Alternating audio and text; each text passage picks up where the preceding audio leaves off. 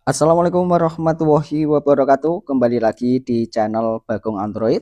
Kali ini saya akan membagikan tutorial cara mengatasi aplikasi My Telkomsel lemot saat digunakan. Nah, bagi teman-teman kalau belum tahu apa penyebab tidak bisa atau aplikasi My Telkomsel lemot saat digunakan eh, beli kuota internet atau beli pulsa, kalian bisa ikuti tutorial ini sampai selesai.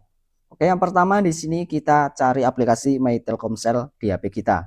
Kemudian kalau sudah ketemu aplikasi My Telkomsel, kalian tekan dan tahan, kemudian masuk di info aplikasi.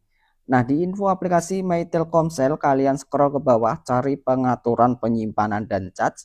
Nah, di menu penggunaan aplikasi My Telkomsel, di sini ada dua pilihan. Yang pertama hapus data, yang kedua hapus charge. Nah, di sini kita pilih yang hapus charge.